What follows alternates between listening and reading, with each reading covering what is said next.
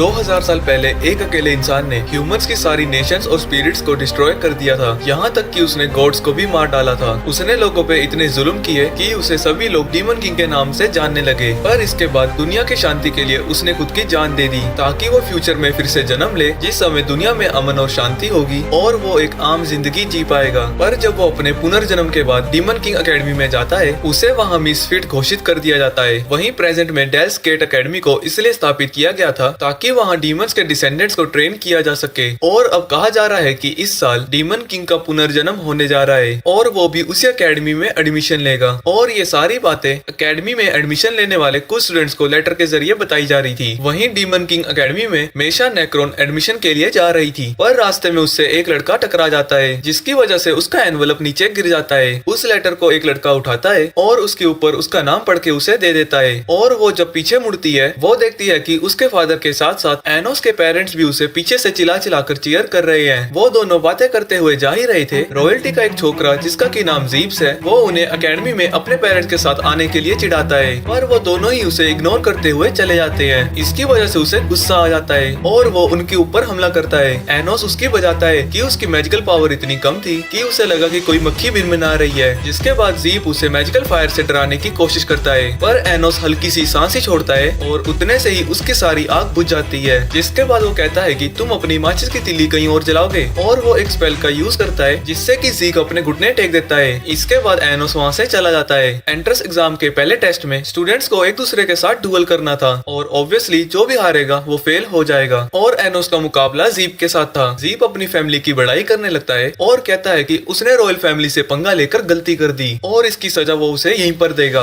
और इस बार वो मैजिकल आर्मर के साथ आया था जो कि एन्चेंटेड वर्ड्स को ब्लॉक कर सकते हैं। इसके बाद जीप अपनी मैजिकल स्वॉर्ड को निकालता है जिसमें से की आग निकल रही थी। पर जब वो एनोस पे हमला करने जाता है, वो फिर से फूंक मारता है और इससे उसकी तलवार की सारी आग खत्म हो जाती है। जिसके बाद वो उससे कहता है, चलो मैं तुम्हारे लिए ये थोड़ा और आसान कर देता हूँ। मैं अपनी जगह से हिलूंगा भी नहीं, ना ही किसी वेपन का यूज करूंगा, ना ही एन्चेंटेड वर्ड्स का, लेकिन फिर भी मैं तुम्हें हरा दूंगा। ये सब सुनने के बाद जीप उसका मजाक उड़ा ही रहा था कि अचानक से ही उसके चारों तरफ से लात घुसे पड़ने लगते हैं। जीप की हालत पतली हो रखी थी और उसे समझ नहीं आ रहा था कि ये हो क्या रहा है। तब एनोस उसे बताता है कि उसकी इतनी बुरी हालत सिर्फ एनोस के हार्ट बीट से हो रखी है। जीप को लग रहा था कि एनोस उसे अपने एन्चेंटेड वर्ड से हार मनवाएगा, पर एनोस कहता है कि बिल्कुल भी नहीं, तुम्हें खुद ही हार माननी होगी। पर जीप सीधा कहता है कि वो मर जाएगा लेकिन हार कबूल नहीं करेगा। जिसके बाद वो उसके ऊपर हल्का सा हमला करता है, लेकिन वो उस छोटी सी चुटकी से ही मर जाता है। जिसके बाद वो तुरंत ही उसे वापस से जिंदा कर देता है, क्योंकि अगर वो अपने ओपोनेंट को मार देता तो वो टेस्ट में फेल हो जाता। जिसके बाद वो जीप को बार बार मारता रहता है और बार बार रिजरेक्ट करता रहता है, जिसकी वजह से आखिरकार उसे अपनी हार माननी पड़ती है। वहीं ये सब देख के स्टूडेंट्स उसकी तारीफ करने की जगह उससे नफरत कर रहे थे, क्योंकि उनके हिसाब से क्योंकि वो एक रॉयल नहीं था, वो जरूर एक हाइब्रिड है और एक हाइब्रिड को एक रॉयल को हराने का कोई हक नहीं है। पर एनोस उन सब की पचर पचर पे जरा भी ध्यान नहीं देता। इसके बाद सभी स्टूडेंट्स का मैजिक लेवल मेजर किया जा रहा था, जहाँ पर ज्यादातर स्टूडेंट्स का मैजिक स्कोर 150 से 200 के बीच में आ रहा था। मीशा का स्कोर 1 लाख से भी ऊपर आता है। और जब एनोस की बारी थी, उसका स्कोर इतना ज्यादा हाई था कि मेजर करने वाला क्रिस्टल ही टूट जाता है। जिसके बाद वो अपने बाकी के टेस्ट में भी बड़ी आसानी से पास होते हुए चले जाते हैं। सारे टेस्ट खत्म होने के बाद एनोस मीशा को अपने घर डिनर के लिए इनवाइट करता है और उसे टेलीपोर्टेशन मैजिक से सीधा अपने घर तक पहुंचा देता है। घर आने के बाद वो अपने पेरेंट्स को बताता है कि वो पास हो चुका है, जो सुन के वो सभी काफी खुश होते हैं, क्योंकि उसने जन्म लेने के 1 महीने बाद ही डीमन किंग अकेडमी में एडमिशन भी ले लिया और एक रॉयल फैमिली से बिलोंग करने वाले को भी हरा दिया। इसके बाद वो मीशा को अपने पेरेंट्स से मिलवाता है। उसे देख के मोम खुशी के मारे रो पड़ती है, क्योंकि उन्हें लग रहा था कि 1 महीने के अंदर ही वो अपनी बीवी को ले आया। ये सुन के उसके पापा भी वहाँ पहुँचते हैं और वो भी काफी खुश थे कि वो इतनी जल्दी अपनी बीवी को भी ले आया। इसके बाद डिनर के वक्त मोम ईशा से पूछती है कि तुम्हें मेरे बेटे में क्या पसंद आया, जिसपे वो कहती है कि एनोस बहुत काइंड है, जो सुन के वो बहुत खुश हो जाती है और कहती है कि एनोस तो है ही दिल का अच्छा। इसके बाद वो थोड़े और 4 सवाल पूछती हैं और डिनर खत्म होने के बाद एनोस मीशा को घर छोड़ने जा रहा था। रास्ते में एनोस के पूछने पर मीशा उसे बताती है कि उसके पेरेंट्स ज्यादा समय उसके साथ नहीं बिताते, वो अपना सारा टाइम उसकी बहन को देते हैं और उसकी बहन से भी उसकी ज्यादा नहीं बनती। इसके बाद वो फिर से एनोस का शुक्रिया अदा करती है और कहती है कि वो दिल का बहुत अच्छा है। पर एनोस कहता है कि तुम तो ये कह रही हो, पर सारी दुनिया का मानना है कि ये दुनिया बहुत अच्छी होती अगर मैं पैदा ही ना हुआ होता। तो वो मुझे डीमन और डेविल के नाम से बुलाते हैं। ये सुन के वो उसके सर पर हाथ रखती है और कहती है कि सब कुछ ठीक हो जाएगा। ये एनोस को बहुत अच्छा लगता है, तो वो उससे कहता है आज से तू मेरी औरत है। तभी अचानक से क्रिएशन मैजिक का यूज करके उन्हें कोई घेर लेता है और उस जगह पे एक बड़ा सा स्टेडियम बना देता है। और ऐसा जीप के बड़े भाई ने किया था और वो खुद को डीमन लॉर्ड लियो कह के इंट्रोड्यूस करता है। तभी वहाँ जीप भी पहुँच जाता है और वो अपने बड़े भाई की बड़ाई करते हुए कहता है कि अब तुम्हें मेरा बड़ा भाई दिखाएगा कि रॉयल फैमिली को नीचा दिखाने का नतीजा क्या हो सकता है। लेकिन इससे उसके बड़े भाई को गुस्सा आ जाता है और वो उसे बिजली का झटका देकर मार देता है, क्योंकि रॉयल फैमिली में इतने कमजोर इंसान की कोई जरूरत नहीं है। इसके बाद वो अपने साथियों के साथ मिलकर एनोस पे हमला करने की तैयारी कर रहा था, पर एनोस अपनी पावर का यूज करता है और उसकी वजह से उनका मैजिक उन्हीं के हाथों में फट पड़ता है। जिसके बाद लियो एक फॉरबिडन मैजिक का यूज करके उनके ऊपर हमला करता है, पर उसके अटैक को देखकर भी एनोस वहाँ से नहीं हिलता और स्टेडियम के बीचों बीच बड़ा सा धमाका होता है। पर जब सारी धूल हटती है, लियो देखता है कि उन दोनों को एक खरोंच भी नहीं आई थी और वो लियो को बताता है कि इस मैजिक को उसने ही बनाया था, तो वो उसे कभी नुकसान नहीं पहुंचाएगी। इसके बाद वो जीप को एक ज़ॉम्बी के रूप में रिसरेक्ट करता है और वो अपनी मौत का बदला लेने अपने बड़े भाई की तरफ बढ़ने लगता है। लियोर्क उसके ऊपर हमला करके उसे रोकने की कोशिश करता है, पर अब वो पहले से ज्यादा ताकतवर था। जिसके बाद जीप अपने बड़े भाई के ऊपर हमला करता है और वो दोनों ही पत्थर में बदल जाते हैं। इसके बाद वो पूरी बिल्डिंग गिरने लगती है, तो एनोस अपने बैरियर से सभी को प्रोटेक्ट करता है और पूरे स्ट्रक्चर को डिस्ट्रॉय करने के बाद उन दोनों को वापस से जिंदा कर देता है। इसके बाद वो उन दोनों को बताता है कि डीमन किंग वापस आ चुका है और वो मैं हूँ। इसके बाद हम पास्ट का सीन देखते हैं, जहाँ की एनोस के सामने ह्यूमंस का हीरो कैनन आया हुआ है। एनोस खुद को सेक्रीफाइस करके एक स्पेल को एक्टिवेट करना चाहता है, जिससे ह्यूमंस और डीमंस के बीच में बैरियर खड़ा हो जाएगा। इसकी वजह से आने वाले 2000 सालों तक दुनिया में शांति बनी रहेगी। इसके बाद एनोस अपने स्पेल को एक्टिवेट करता है और कैनन उसकी छाती में अपनी तलवार घुसाकर उसे मार देता है। इसकी वजह से स्पेल भी एक्टिवेट हो जाता है और ह्यूमंस और डीमंस के बीच में एक बैरियर खड़ा हो जाता है और इस तरह से 2000 साल पहले ह्यूमंस और डीमंस की लड़ाई खत्म हुई थी। मरते वक्त एनोस कैनन से कहता है कि अगर 2000 साल पहले तुम्हारा भी पुनर्जन्म हुआ तो मैं चाहूंगा कि हम दोस्त बने। इसके 2000 साल बाद एनोस का पुनर्जन्म होता है। उसके पेरेंट्स उसका नाम रखने ही वाले थे कि एनोस खुद ही अपना नाम बता देता है। इत्तू से बच्चे को बोलता हुआ देख के वो दोनों हैरान हो जाते हैं। वहीं अकेडमी में उन दोनों को एडमिशन मिल चुका है और यहाँ एनोस को मीशा बताती है कि 2000 सालों से यहाँ के लोग किसी और को ही डीमन लॉर्ड समझ रहे हैं, यानी उन सभी को पता ही नहीं कि एनोस असली डीमन किंग था। इसके बाद उनकी टीचर वहाँ पहुँचती है, जिसका नाम अमीलिया रेटविल है, और वो कहती है कि क्लास को 2 टीम्स में डिवाइड करना होगा। और जब ग्रुप लीडर की बात आती है, एनोस अपना हाथ खड़ा करता है, पर अमीलिया कहती है कि हाइब्रिड्स को लीडर बनना अलाउड नहीं है और उनकी यूनिफॉर्म सफेद इसलिए है ताकि रॉयल्स और हाइब्रिड्स के बीच में फर्क पता लग सके। पर एनोस प्रूव करना चाहता है कि हाइब्रिड रॉयल से कमजोर नहीं होते, जिसके लिए अमीलिया मान जाती है। पर वो कहती है कि अगर वो टेस्ट में फेल हो गया तो उसे स्कूल से बाहर निकलना होगा। जिसके बाद वो उसका टेस्ट लेती है और जिसमें वो बड़ी आसानी से पास हो जाता है। यहाँ तक कि जो उसने मैजिक सर्कल ड्रॉ किया था वो उसे गलत बताता है और उसमें चेंजेस करके उसे ठीक कर देता है। ये देख के अमीलिया हैरान रह जाती है, क्योंकि इस मैजिक सर्कल को डीमन रॉयल्टी ने बनाया था। इतना सब कुछ देखने के बाद उसे एनोस को लीडर बनाना ही पड़ता है। इसके बाद सभी लीडर्स खुद को इंट्रोड्यूस करते हैं और हमें पता चलता है कि एक लीडर जिसका की नाम साशा नेक्रोन है, वो मीशा की बड़ी बहन है। एनोस ये देख के हैरान था कि साशा ने रॉयल के कपड़े पहने थे, वहीं मीशा ने हाइब्रिड के, जबकि उन दोनों के माँ बाप एक ही हैं। मीशा उसे बताती है कि ये उसकी फैमिली का डिसीजन था। इसके बाद जब एनोस खुद को इंट्रोड्यूस करता है, वो खुद को डीमन किंग ऑफ डियरेनी कह के बुलाता है और साथ ही कहता है कि वो जिस डीमन किंग को जानते हैं वो असलियत में एक फ्रॉड है। पर जब सभी स्टूडेंट्स को अपने लीडर को चुनना था, एनोस की टीम में कोई भी नहीं आता। इसके बाद साशा वहाँ पहुँचती है और वो एनोस को बताती है कि मीशा सिर्फ एक डॉल है जिसे कि मैजिक के थ्रू जिंदा किया गया है। पर एनोस मीशा को डिफेंड करता है और उसकी हरकतों के लिए उसकी बजाता भी है, जिसकी वजह से उसे गुस्सा आ जाता है और वो एनोस के ऊपर अपनी डिमोनिक आई का यूज करती है। सभी को देख के ये लगता है कि अब तो एनोस तो गया, पर एनोस को जरा भी फर्क नहीं पड़ता। जिसके बाद वो भी डिमोनिक आई का यूज करता है और कहता है कि तुम्हें क्या लगा, ये सिर्फ तुम यूज कर सकती हो। और फिर वो उसे कहता है कि वो उसकी टीम को ज्वाइन कर सकती है और इस दौरान वो मीशा के साथ बॉन्ड भी कर सकती है। पर साशा वहाँ से गुस्से में चली जाती है, ये कहते हुए कि उसने कभी उस डॉल को अपनी बहन समझा ही नहीं। स्कूल की छुट्टी के बाद साशा एनोस को टीम कंपटीशन एग्जाम के लिए चैलेंज करती है और वो शर्त रखती है कि अगर एनोस जीतता है तो साशा उसकी टीम को ज्वाइन कर लेगी, लेकिन अगर साशा जीतती है तो एनोस को उसका सर्वेंट बन के रहना होगा। एनोस इस चैलेंज को एक्सेप्ट कर लेता है। इसके एक हफ्ते बाद दोनों टीम का कंपटीशन शुरू हो जाता है, जहाँ की साशा अपनी टीम के साथ उन दोनों पे नजर रख रही थी और मीशा एनोस के कहने पे 3 डीमन कास्टल्स को खड़ा कर देती है। साशा अपनी टीम को उनके कास्टल को डिस्ट्रॉय करने का ऑर्डर दे ही रही थी कि उनके कास्टल के सामने एनोस आ जाता है, लेकिन साशा को इससे कोई फर्क नहीं पड़ता, क्योंकि उसे यकीन है कि उसके कास्टल पे जो 3 लेयर डिमोनिक प्रोटेक्शन है उसे एनोस कभी नहीं तोड़ तोड़ पाएगा, लेकिन एनोस बड़ी ही आसानी से उसके 3 लेयर प्रोटेक्शन की ऐसी की तैसी कर देता है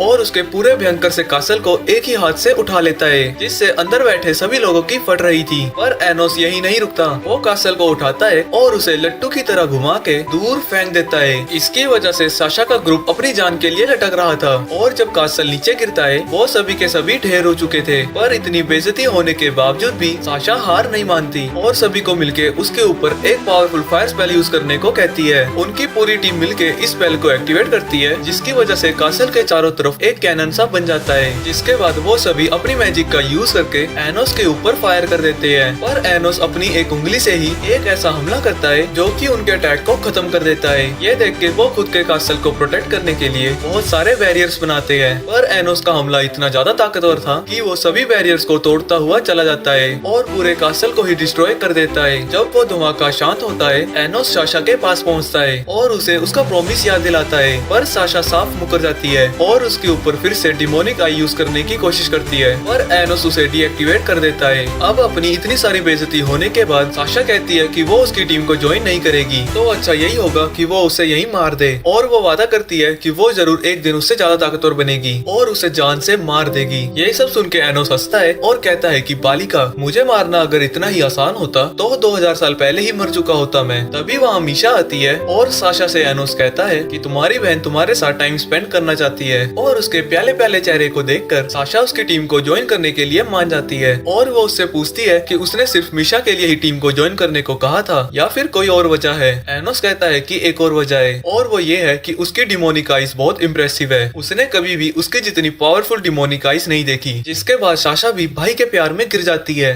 भाई लगता आपके प्यार में गिर गई भाई।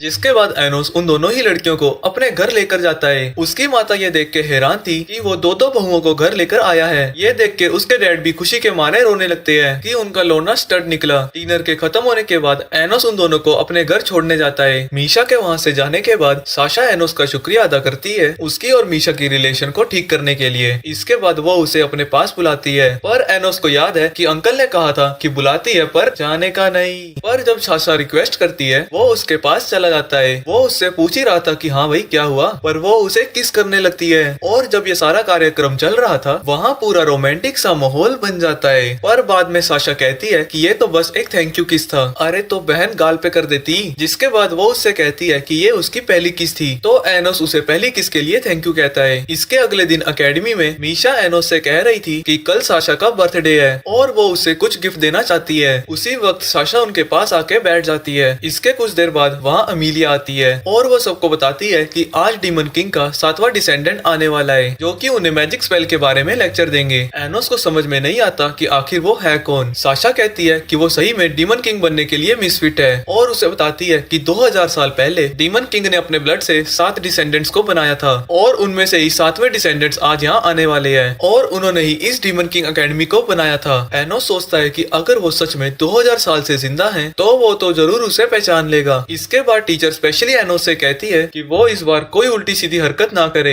एनोस कहता है मैं कहाँ करता हूँ कुछ, मैं शांत होकर बैठा रहूंगा, फिक्र मत करो आप। इसके बाद वो डिसेंडेंट वहाँ पहुँच जाता है। उसे देख के सभी स्टूडेंट्स काफी चुपचाप बैठे हुए थे और उसके आते ही एनोस कहता है और भी एविस क्या हालचाल है, काफी टाइम से तेरा मुखड़ा नहीं देखा यार। उसकी हरकतों के लिए टीचर उससे माफी मांगती है और कहती है कि वो उसे स्कूल से बाहर निकाल देंगी, पर आइविस उसे रोकता है और कहता है कि क्या हम पहले मिल चुके हैं। आइविस अपनी पुरानी सारी यादें भूल चुका है और उसे बस डीमन किंग की मेमोरीज ही याद है। एनोस कहता है कि तो तुम्हें मैं तो याद ही होऊंगा और वो उसे फिर से याद दिलाने की कोशिश करता है। ये देख के वहाँ पे सभी लोगों की फट जाती है, लेकिन इसके बावजूद भी आइविस को कुछ भी याद नहीं आता, तो वो चुपचाप अच्छे बच्चों की तरह वापस जाके बैठ जाता है। लेक्चर खत्म होने के बाद एनोस आइविस से बात कर रहा होता है, जहाँ की आइविस उससे पूछता है कि तुमने किस मैजिक स्पेल का यूज किया था, क्योंकि उसकी वजह से उसे लग रहा था कि जैसे वो 2000 साल पहले पीछे चला गया हो। जिसके बाद एनोस उसे एंशिएंट मैजिक का नाम बताता है और उसे कहता है कि वही उसका मास्टर है और जिसे वो अब तक अपना मास्टर समझ रहा था वो असल में कोई फ्रॉड है, जो कि मेरे मरने के बाद डीमन किंग बना था। और एनोस को शक है कि उसी ने आइविस की मेमोरीज के साथ छेड़छाड़ की है, पर आइविस वहाँ बिना कुछ बोले ही चला जाता है। इसके बाद स्कूल में एक कंपटीशन ऑर्गेनाइज किया जाता है, जहाँ के स्टूडेंट्स को एक कासल में जाकर वेपन्स, आर्टिफैक्ट्स और काफी सारे सामान को कलेक्ट करना है। जो सामान वो कलेक्ट करेंगे उनके बेसिस पे उन्हें पॉइंट्स दिए जाएंगे और कंपटीशन के एंड में जिसके पास सबसे ज्यादा पॉइंट्स होंगे वो जीत दिख जाएगा। इसके बाद सभी स्टूडेंट्स कासल में चले जाते हैं, पर एनोस की टीम बाहर ही थी और वो कहता है कि हमें कासल के नीचे जाकर वहाँ से एक छड़ी लानी होगी, उससे हमें इतने सारे पॉइंट्स मिलेंगे कि हम आसानी से जीत सकते हैं। पर साशा कहती है कि वो कासल के बहुत नीचे है, आज तक वहाँ कोई टीचर भी नहीं जा पाया है। एनोस बताता है कि ये कासल मेरा ही है। कासल के अंदर साशा उनसे आगे निकल जाती है तो एनोस मीशा से कहता है ट्रेजर रूम में तुम्हें जरूर कोई ऐसा आइटम मिल जाएगा जो तुम साशा को गिफ्ट दे सकती हो। इसके बाद वो मीशा से पूछता है कि आखिर उसका बर्थडे कब है। मीशा बताती है कि उसका बर्थडे भी कल है, यानी वो दोनों ट्विंस हैं। इसके बाद वो ऐसी जगह पे पहुंच जाते हैं जहाँ की आगे रास्ता बंद था। साशा अपनी आई का यूज करके कोई सीक्रेट रास्ता देखने की कोशिश करती है, पर उसे दीवार के पीछे कुछ भी नहीं दिखता। तो एनोस कहता है कि बालिका मेरा कासल है, मुझे काम करने दें, और वो सीधा दीवार को तोड़ता हुआ अंदर चला जाता है। और जब वो उस रास्ते से बाहर आते हैं उनके सामने एक बड़ा सा बगीचा आता है। इसके बाद वो एक बड़े से दरवाजे के सामने पहुंचते हैं। उस दरवाजे को देख के मीशा कहती है कि उसके ऊपर एंटी मैजिक स्पेल कास्ट किया गया है, यानी वो उसे अपने सबसे ताकतवर स्पेल से भी नहीं खोल सकते। तो एनोस कहता है कि सब कुछ मैजिक नहीं होता और वो अपने हाथों की ताकत से ही दरवाजे को खोल देता है। अंदर उस चमचमाती छड़ी को देखकर साशा काफी इम्प्रेस्ड थी। वहीं एनोस मीशा को ट्रेजरी रूम में लेकर जाता है और वो मीशा से कहता है कि उसे जो भी साशा के लिए पसंद आता है वो यहाँ से ले सकती है। मीशा को साशा के लिए एक रेड कलर का कोट पसंद आता है। इसी दौरान उसका ध्यान एक सुंदर सी रिंग पर भी जाता है तो एनोस कहता है कि तुम इसे ले सकती हो, पर मीशा बस साशा के लिए गिफ्ट लेकर ही खुश थी। जिसके बाद मीशा साशा को अपना गिफ्ट दे देती है। इसके बाद एनोस ट्रेजरी रूम में चला जाता है और मीशा अपनी बहन को वो कोट पहना देती है और वो फाइनली अपनी बहन के साथ अपने रिश्तों को अच्छा होता हुआ देख के काफी खुश है। पर जब एनोस वापस वहाँ आता है वो देखता है कि साशा ने मीशा को चाकू मारकर घायल कर दिया है। साशा लड़कों के ठरकी बने पे इल्जाम लगाती है और कहती है कि वो एक गधा था जो कि सिर्फ एक किसके बदले उस पर भरोसा करने लगा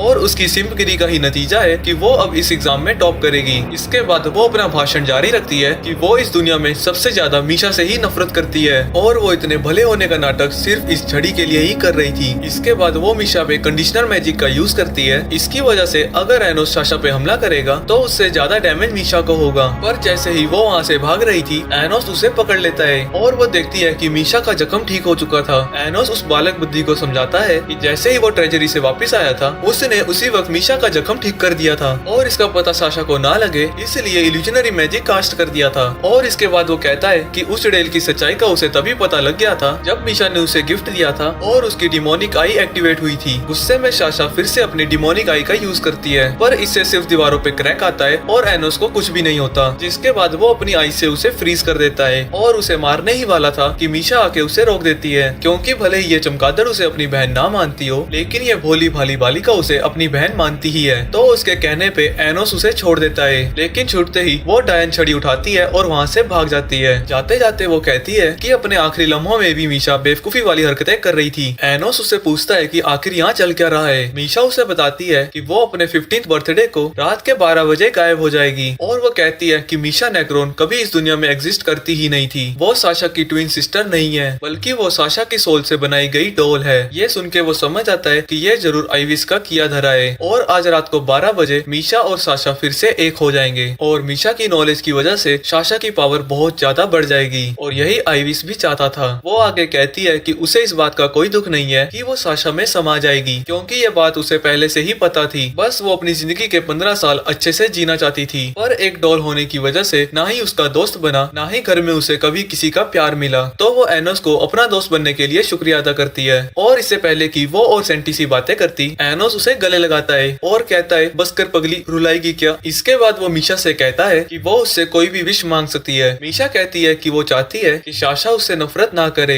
एनोस कहता है तथास्तु। इसके बाद वो साशा के पास पहुंच जाते हैं। मीशा उससे पूछती है कि क्या वो सच में उससे नफरत करती है, जिस पर साशा कहती है कि वो 2 मैजिक सर्कल्स क्रिएट करेगी। अगर एनोस उस सर्कल के मैजिक को कंट्रोल कर पाएगा तभी वो मीशा के सवाल का जवाब देगी। एनोस इसके लिए मान जाता है और वो आसानी से साशा को हरा देता है। जिसके बाद साशा मीशा से कहती है कि जब सभी लोगों ने उसको अकेला छोड़ दिया था वही थी जो उसके पास आई थी और उसी की वजह से ही वो जिंदगी जीने लगी और नए नए दोस्त बनाए। पर मीशा ने अपनी जिंदगी हमेशा अकेले बिताई, ये कहकर कि यही उसकी किस्मत है। पर उसे ये मंजूर नहीं था तो उसने मीशा को बचाने के लिए रिसर्च करना शुरू कर दिया और आखिरकार उसे रास्ता मिल ही गया। इसके बाद वो आगे कहती है कि उसने अपनी जिंदगी मजे से जी ली है, अब मीशा की बारी है। वो अपनी सोल मीशा के अंदर ट्रांसफर करना चाहती है और इसके लिए बस मीशा को साशा को रिजेक्ट करना होगा और वो अभी तक उससे नफरत करने का नाटक कर रही थी ताकि उसे रिजेक्ट करने में आसानी हो। लेकिन जब वो उस स्पेल को एक्टिवेट करती है, मीशा उसे रिजेक्ट नहीं करती, तो वो स्पेल फेल हो जाता है। मीशा उससे बताती है कि वो हमेशा से ही जानती थी कि वो सच में उससे नफरत नहीं करती, तो इसलिए ना ही वो उससे कभी नफरत कर पाई, ना ही उसे रिजेक्ट कर पाई। इसके बाद वो दोनों रोना धोना जारी रखते हैं कि नहीं मैं मरूंगी, नहीं मैं मरूंगी। इन सबसे परेशान होकर एनोस कहता है, अरे चुप हो जाओ यार, मैं हूँ ना। वो उन्हें बताता है कि वो पास्ट को चेंज करके उन दोनों को सेपरेट बीइंग्स बना देगा और दोनों ही बच जाएंगे। इसके बाद एनोस स्पेल को एक्टिवेट कर देता है, लेकिन उसी वक्त आइविस वहाँ पहुँच जाता है और एनोस की छाती में अपनी तलवार घुसा देता है। और आइविस का असली प्लान ये था कि वो उन दोनों लड़कियों की मदद से उस नकली डीमन लॉर्ड को वापस से जिंदा करना चाहता था, पर उसके हमले से एनोस को कोई फर्क नहीं पड़ता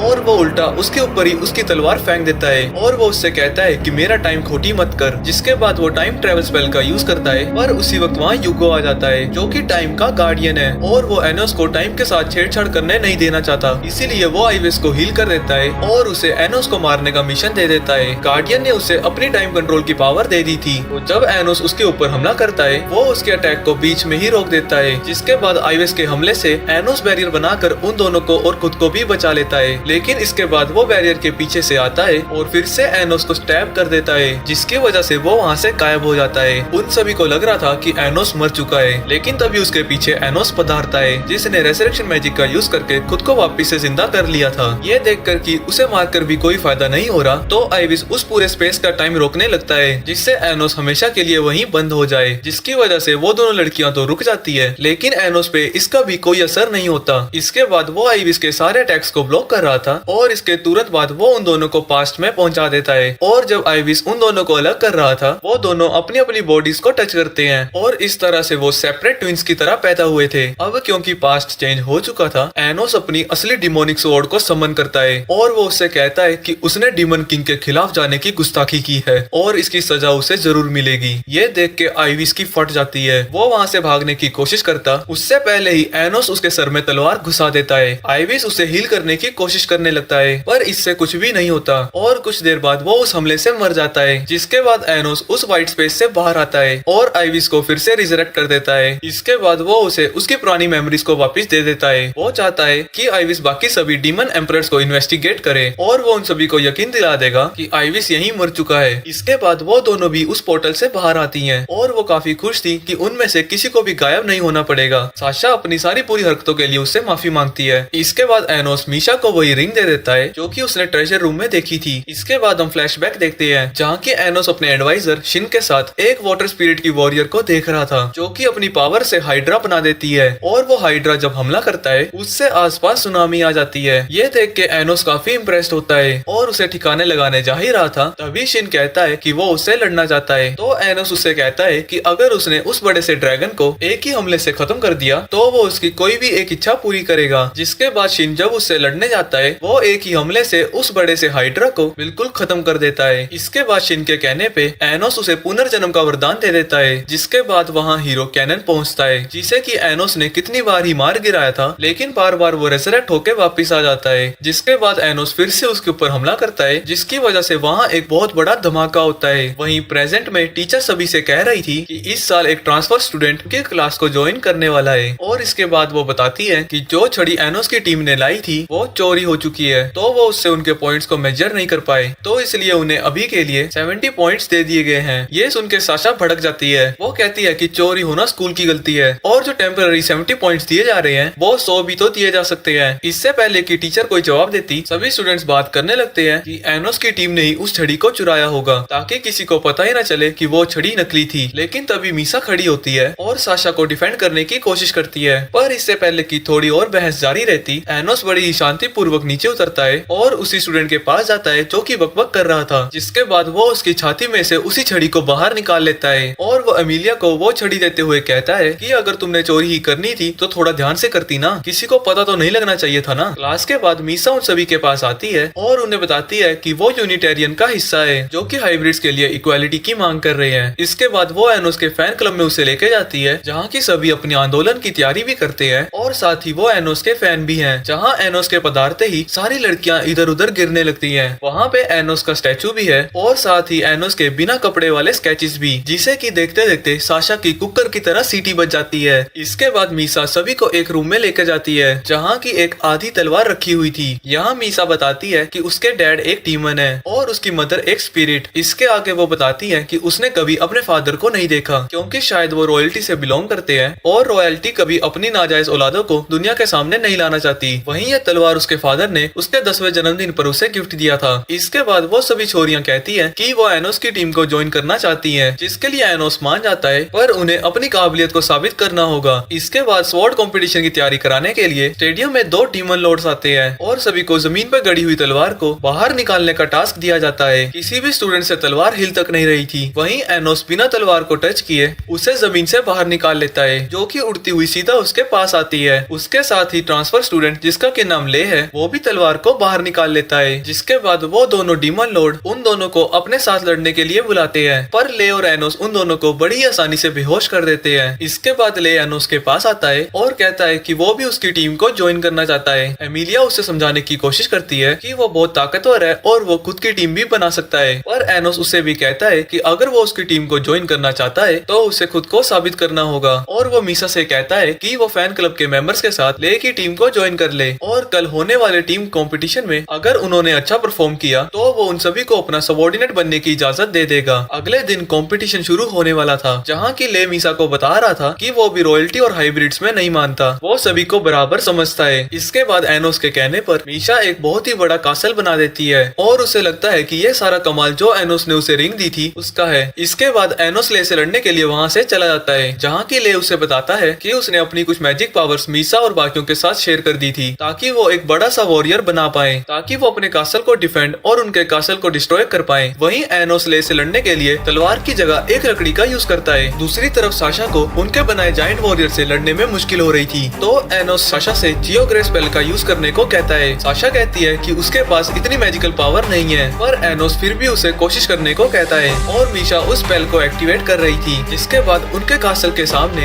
एक बड़ी सी तोप बनने लगती है, जिसके बाद वो दोनों मिलके उस तोप को फायर भी कर देती हैं, जिसकी वजह से मीसा के कासल को बहुत ज्यादा डैमेज होता है। साशा को समझ में नहीं आ रहा था कि आखिर वो अचानक से ही इतनी ज्यादा ताकतवर कैसे हो गई। मीशा कहती है कि शायद जब हमने पास्ट को चेंज किया था तभी हमारी पावर बढ़ गई होगी। तभी अचानक से मीशा साशा के पीछे आ जाती है और उसके ऊपर हमला कर देती है। वहीं दूसरी तरफ ले एनोस से पिट रहा था, लेकिन वो फिर से खड़ा होता है और वो दोनों आपस में लड़ने लगते हैं। वहीं एनोस अभी भी उस पेड़ की लकड़ी का यूज कर रहा था और वो ले की तारीफ करता है कि वो लड़ाई के वक्त भी इम्प्रूव हो रहा था। वहीं दूसरी तरफ साशा अपने सारे जख्मों को हील कर लेती है और उसके बाद वो उसी कोट को सम्मन करती है जो कि उसे मीशा ने गिफ्ट दिया था। वहीं सामने उसके मीसा खड़ी थी और उसके पीछे से उसका कासल उसके ऊपर हमला करने आ रहा था। तभी वहाँ मीशा पहुँचती है। इसके बाद वो दोनों फ्यूजन मैजिक का यूज करते हैं, जिसकी वजह से वो दोनों तरफ से आ रहे एनिमीज को एक ही बारी में खत्म कर देते हैं। वहीं दूसरी तरफ एनोस और रे की लड़ाई की वजह से वहाँ तबाही मच रही थी। वहाँ अर्थक्वेक आ रहे थे और साथ ही वहाँ की नदियाँ भी सूख गई थी। इस दौरान वो अपनी फाइट को काफी इंजॉय कर रहे थे, क्योंकि एनोस को काफी समय के बाद कोई ऐसा ओपोनेंट मिला था जो कि उसे ऐसी टक्कर दे रहा था। वहीं रे भी पहली बार किसी ऐसे से लड़ रहा था जो कि अभी तक उसके सामने टिक पाया हो। इसके बाद धीरे धीरे उनकी लड़ाई अंत तक पहुंच जाती है और रे एनोस के ऊपर अपना फाइनल हमला करता है, जिससे कि वो एनोस की छड़ी को तो काट देता है, लेकिन वो इस लड़ाई को हार चुका था। एनोस कहता है कि ये भी काफी इम्प्रेसिव है कि उसने उसकी छड़ी को काट दिया था। रे एनोस से कहता है कि लड़ाई के वक्त उसे ऐसा लग रहा था कि वो पहले भी एक दूसरे से मिल चुके हैं। तो एनोस कहता है कि हो सकता है हम 2000 साल पहले मिल चुके हों, और उससे पूछता है कि क्या वो यकीन करेगा अगर वो उससे कहेगा कि वही डीमन किंग ऑफ टियरनी है। रे कहता है कि अगर ऐसा होगा भी तो मुझे कोई हैरानी नहीं होगी। इसके बाद एनोस उन सभी को लेके अपने घर पहुंचता है, जहाँ की उसकी मॉम उसकी तारीफ कर रही थी क्योंकि वो टीम कंपटीशन जीत गया था। वहीं मीसा कंफ्यूज थी क्योंकि ये पार्टी तो एनोस के टीम के जीतने पर है, पर उनकी टीम तो हार गई थी। पर एनोस कहता है कि अब से वो उनकी टीम का हिस्सा है क्योंकि उसे उसमें पोटेंशियल दिखता है और उसे लगता है कि वो उस वाटर स्पिरिट से किसी तरह लिंक्ड है। इसके बाद मीसा और ले बाहर जाते हैं और मीशा और साशा एनोस की फैमिली एल्बम देख रहे थे। अपनी आंखों से देखने के बावजूद भी उन्हें यकीन नहीं होता कि एनोस का जन्म सिर्फ 1 महीने पहले हुआ है। वहीं बाहर लीसा ले का शुक्रिया अदा करती है क्योंकि उसी की वजह से वो एनोस की टीम को ज्वाइन कर पाई थी। इसके बाद वो मीसा से कहता है कि हाफ डीमन और हाफ स्पिरिट के बच्चों को कोई ना कोई स्पिरिट से रिलेटेड बीमारी हो ही जाती है, पर अभी तक वो तुम में नहीं दिख रही, तो जरूर तुम में कुछ स्पेशल है। अगले दिन अमीलिया सभी को बताती है कि आने वाले स्वॉर्ड कंपटीशन के लिए उनकी क्लास से एनोस और ले को चुना गया है। एनोस को लगता है कि रॉयल फैमिली उसके खिलाफ कुछ प्लान कर रही है, क्योंकि रॉयल फैमिली कभी नहीं चाहेगी कि उसके जैसा एक हाइब्रिड स्वॉर्ड कंपटीशन को जीते। तभी वहाँ मीसा आती है और वो एनोस को बताती है कि 7 एल्डर डीमन एम्परर में से एक मेल हाइस बोरो यहाँ पर आए हैं, क्या आप उनसे मिलना चाहेंगे? इसके बाद एनोस जब उनसे मिलने जाता है, उसे देखते ही मेलहाइस की आंखों से आंसू गिरने लगते हैं। इसके बाद वो अपने घुटनों में आकर उसे डीमन किंग एनोस कह के बुलाता है।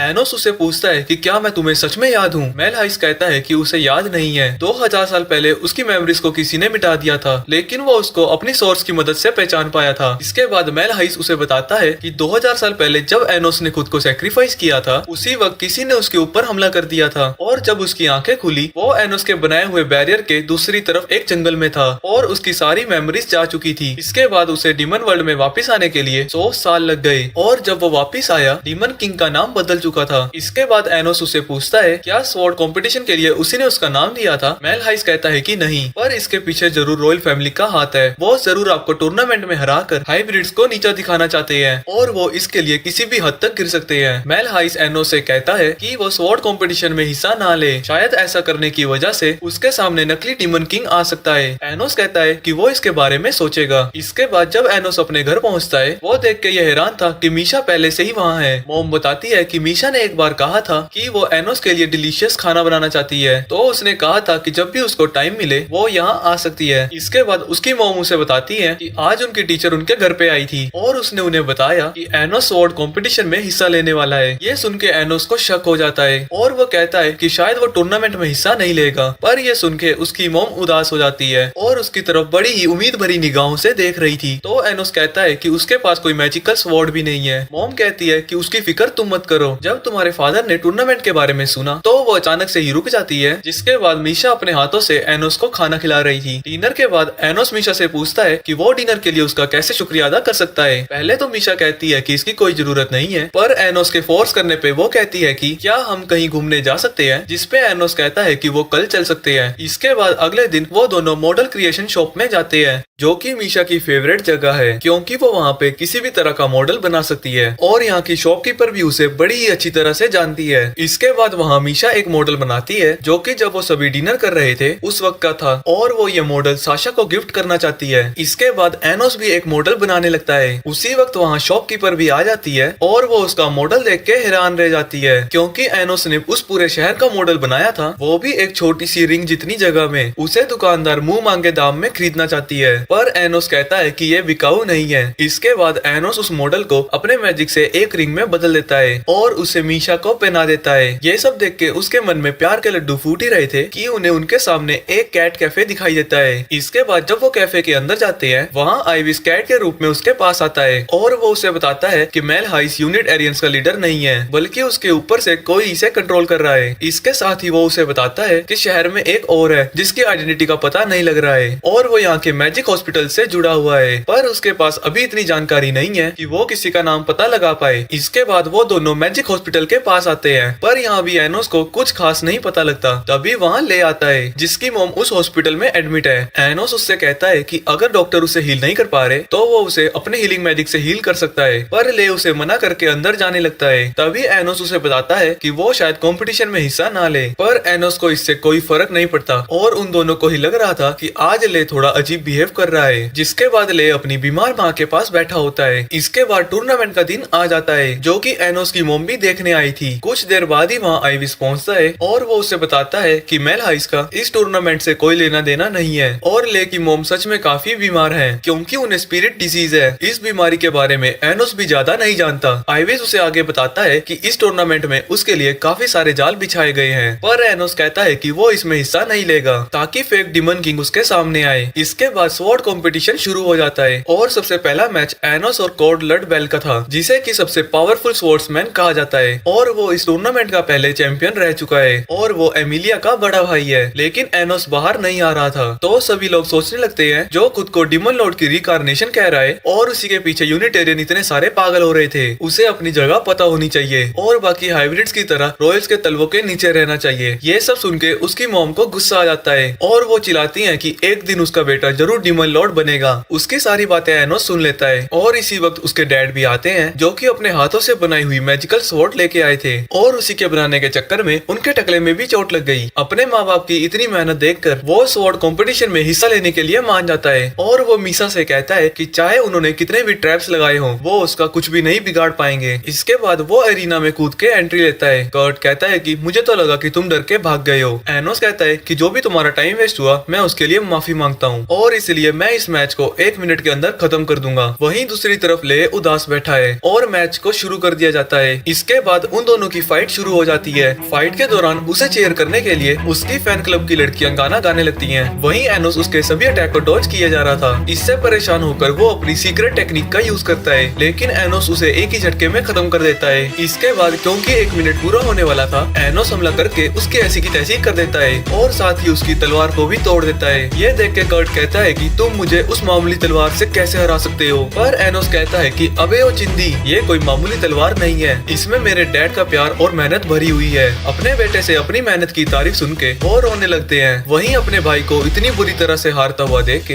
एमिलिया उससे बदला लेने की ठानती है। इसके बाद वो ले को मैच जीतता हुआ देखते हैं, पर अनाउंसमेंट में वो ये सुन के हैरान हो जाते हैं कि ले ने रॉयलिस्ट फाउंडेशन को ज्वाइन कर लिया है। जब वो वेटिंग रूम में वापस आता है, मीसा उसे इसके बारे में पूछती है तो वो उसे बताता है कि उन्होंने उसे डीमन लॉर्ड बनाने का वादा किया है, साथ ही वो उसे काफी सारे पैसे भी देंगे। इसके बाद वो कहता है कि अब वो सब दोस्त नहीं रह सकते और साथ ही वो एनोस को टूर्नामेंट में जान से मार देगा। इसकी वजह से वो दोनों एक दूसरे के ऊपर हमला कर देते हैं। ले एनोस की गर्दन काटने जाता है और एनोस अपने हाथों से ही उसका दिल बाहर निकालना चाहता है, लेकिन दोनों ही जो करना चाहते थे वो नहीं कर पाते। इसके बाद ले वहाँ से चला जाता है। उसके जाने के बाद एनोस मीसा को बताता है कि उसके सोर्स के चारों तरफ एक मैजिकल गेयर है, जो कि किसी सर्टेन कंडीशन के होने पर उसके सोर्स को डिस्ट्रॉय कर देगी, यानी कोई जबरदस्ती उससे ये सब काम करवा रहा है। इसके बाद टूर्नामेंट का पहला दिन खत्म हो जाता है, जिसके बाद एनोस की मोम उसके पास आती हैं और वो चाहती हैं कि वो उसकी तलवार को संभाल के रखे, क्योंकि टूर्नामेंट में जो एक बार तलवार यूज कर ली उसके अलावा कोई दूसरी यूज करना अलाउड नहीं है। इसकी वजह से एनोस फैन क्लब की सारी लड़कियां एनोस की मोम के साथ उसकी तलवार को उसके घर सही सलामत पहुंचाना चाहती हैं। जिसके बाद एनोस और मीसा ले की मोम के पास आते हैं। उन्हें देख के एनोस कहता है कि वो मीसा की तरह एक हाफ डीमन और हाफ स्पिरिट है और वो स्पिरिट डिजीज से जूझ रही है। तभी उसे होश आता है और वो एनोस को उसका नाम लेकर बुलाती है, क्योंकि ले ने उसके बारे में शीला को बता रखा है। इसके बाद शीला उसको बताती है कि रॉयल्स ने ले के साथ प्रॉमिस किया है कि अगर वो तुम्हें मार देता है तो वो मेरी बीमारी को ठीक कर देंगे। तो एनोस कहता है कि अगर मैं आपको पहले ही ठीक कर दूं तो वो तो कॉन्ट्रैक्ट से फ्री हो जाएगा, क्योंकि स्पिरिट्स लोगों की भावनाओं और उनके इमोशन से पैदा होते हैं। एनोस उसके ट्रेडिशन के बारे में पूछता है ताकि वो उसकी बातें चारों तरफ फैला सके और उसकी बीमारी ठीक हो जाए, लेकिन शीला को अपने ट्रेडिशन के बारे में नहीं पता था और वो एनोस से कहती है कि वो उसे मार दे ताकि ले अपने कॉन्ट्रैक्ट से फ्री हो जाए। पर मीसा इसके खिलाफ है और वो उन्हें बचाने का कोई दूसरा रास्ता ढूंढना चाहती है। तो एनोस उसे बताता है क्योंकि मीसा एक हाफ डीमन और एक हाफ स्पिरिट है, वो अपनी सोर्स एनर्जी उसके साथ शेयर कर सकती है, जिससे उसे कुछ और टाइम मिल जाएगा। जिसके बाद एनोस एक स्पेल को एक्टिवेट करता है जो कि उसने अभी अभी बनाया था और वो मीसा की सोर्स एनर्जी को शीला के साथ शेयर करने लगता है। तभी एनोस को कुछ महसूस होता है। दूसरी तरफ एनोस की मोम और वो सारी लड़कियां एनोस के घर की तरफ जा रही थी। तभी उनके सामने एमिलिया आती है और वो कहती है कि रूल के हिसाब से फाइनल मैच से पहले कमेटी के पास वो तलवार रहनी चाहिए, पर उनमें से किसी ने भी ऐसे रूल के बारे में पहले नहीं सुना था। तो एनोस की मासूम मोम कहती है कि वो खुद ही इस तलवार को कमेटी तक पहुंचा देगी, लेकिन गुस्से में एमिलिया उससे तलवार छीनने लगती है और जब वो कामयाब नहीं होती वो उस पे अपने मैजिक से हमला कर देती है। इसकी वजह से मोम को पैर में चोट लग जाती है। इसके बाद वो एनोस की मोम को मारने के लिए एक ताकतवर हमला करती है, पर तभी सारी लड़कियां बैरियर बनाकर उन्हें बचाने की कोशिश करने लगती है, पर वो ज्यादा देर तक उसके हमले को रोक नहीं पाती।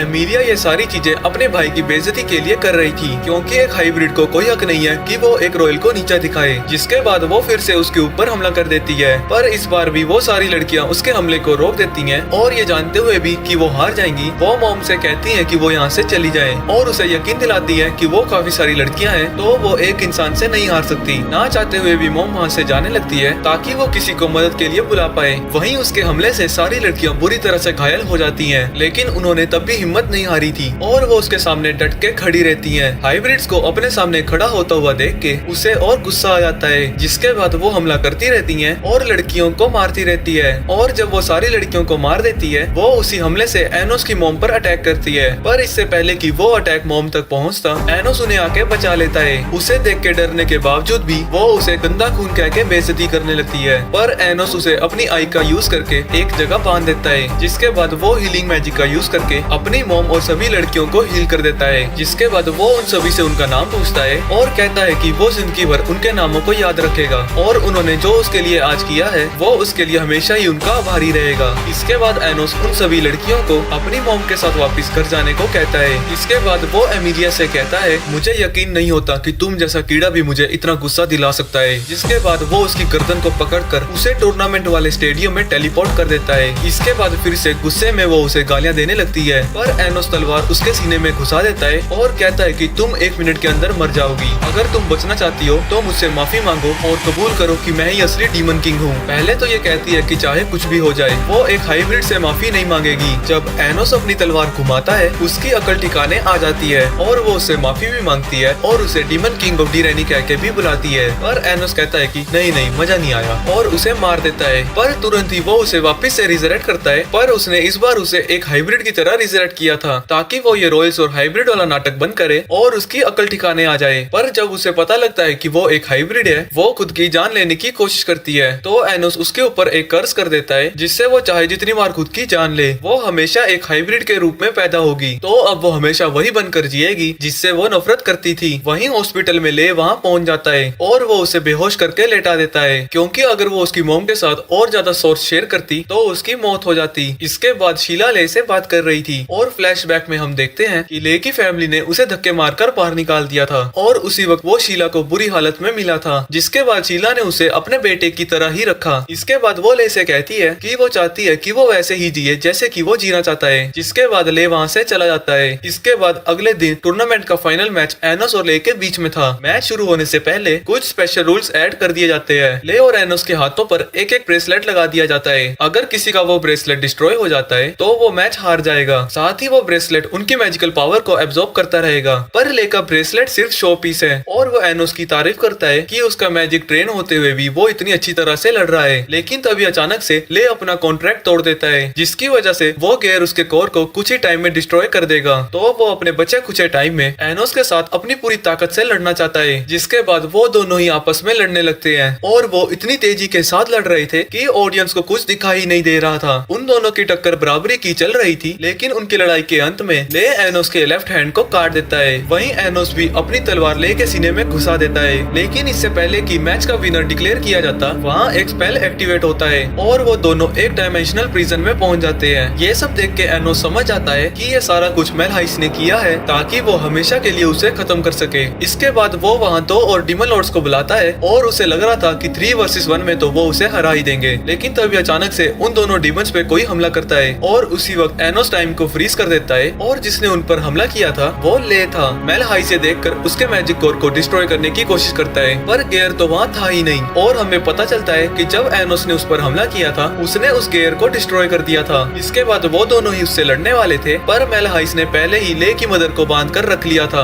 और वो उससे कहता है कि अगर उसने एनोस को नहीं मारा तो वो उसकी मॉम को खत्म कर देगा। ये सुन के एनोस कहता है कि जा बे, मार दे उसे। ले भी कहता है कि मैं तो इस पल के लिए कब से खुद को तैयार कर रहा हूँ, मुझे कोई फर्क नहीं पड़ता। उसी वक्त ले उसकी तरफ तलवार फेंकता है और मौका देखकर उस डायमेंशन में कूद जाता है, पर इससे भी मेलहाइस को कोई फर्क नहीं पड़ता और वो उसी मैजिक को समन करता है जिससे कि 2000 साल पहले एनोस ने ह्यूमंस और डीमंस के बीच में बैरियर बनाया था और वो उसे बताता है कि इस डार्क मैजिक को उसी के मैजिक से पावर मिल रही है जो कि उस ब्रेसलेट ने उसे एब्जॉर्ब किया था। इसके बाद वो उसके ऊपर हमला कर देता है, पर एनोस बैरियर को बना के खुद को बचा लेता है। इसके बाद एनोस अपने कटे हुए हाथ से उसके ऊपर हमला करता है, पर एनोस उससे बच जाता है और अपने बनाए हुए दूसरे डायमेंशन में चला जाता है जहाँ से वो ले और शीला के ऊपर हमला करता है, पर एनोस उस डायमेंशन में भी बैरियर बना के उन्हें बचा लेता है। इसके बाद टेलीपैथी से एनोस उससे बात करता है और ले उससे कहता है कि अगर वो उसको एक स्वॉर्ड बनाकर दे दे तो वो उस डार्क मैजिक से जरूर लड़ सकता है। तो एनोस लगभग अपनी सारी मैजिक पावर एक स्वॉर्ड में डालकर उसे दे देता है। इसके बाद वो उस मैजिक से लड़ने की कोशिश तो करता है, पर वो भी उसके सामने नहीं टिक पाता